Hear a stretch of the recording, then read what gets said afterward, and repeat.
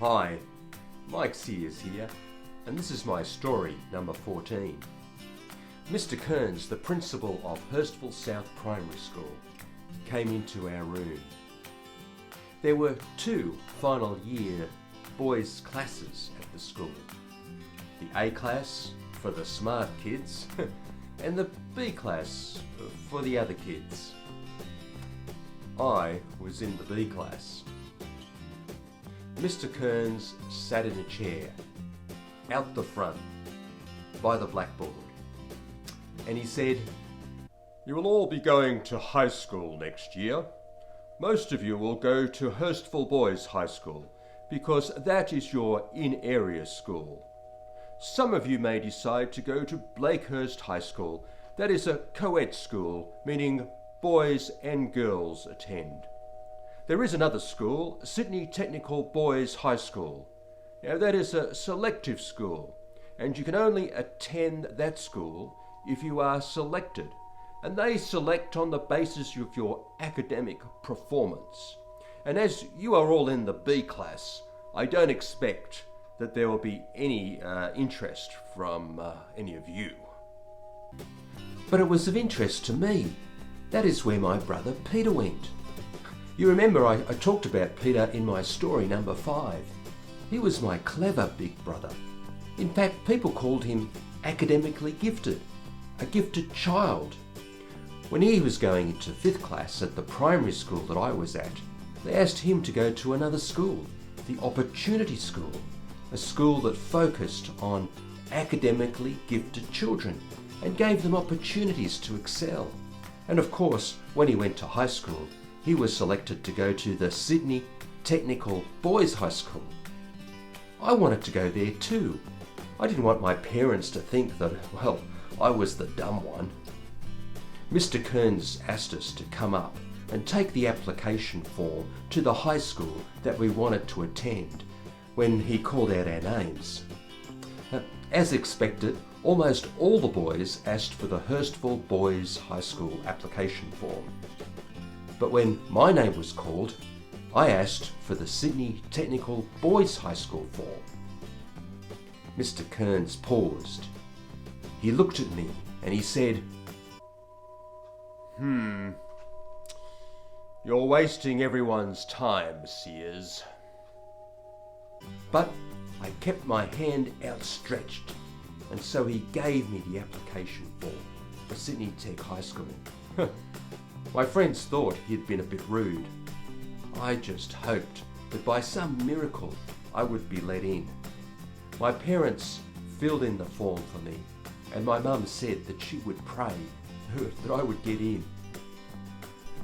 About 3 weeks later, my mother met me out the front gate when I was returning home from school. She was waving a piece of paper and she was jumping about with excitement. You're in! You've been accepted into the Sydney Technical Boys High School. You'll be going to school with Peter." For the rest of the day, I walked around feeling pretty special, pretty chuffed, pretty clever. That was until my brother Big Mike bailed me up. "You only got into that school because of your brother." "Did not," I said. "Did so." "Did not." "Did so." Anyway, a few weeks later, I snuck into my mother's office and opened her filing cabinet, and I looked up the letter that was in my file that was sent to me from the high school. It read, "We have considered your application for your son Michael to attend our school. Though he does not meet the required academic standards, we have a policy for children of the same family to stay together if possible. After some consideration, we have decided to admit Michael in the hope that the learning environment of the school will encourage him to lift his performance to the required level." Big Mike was right. I only got in because of my brother. But after a few years, the humiliation of it wore off. I mean, what did it matter? I was in, and it was a school that helped me to lift my academic performance. Just as some people were upset that I got to go to the Sydney Technical Boys High School, some people don't like it when I tell them that I'm going to heaven. You're not going to heaven. Am so. Am not. Am so. Am not.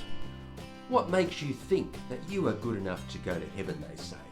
What a stuck-up attitude, they say. You are no better than us, they say. And they're right. But you see, heaven, like the Sydney Technical Boys High School, has a family stay together policy.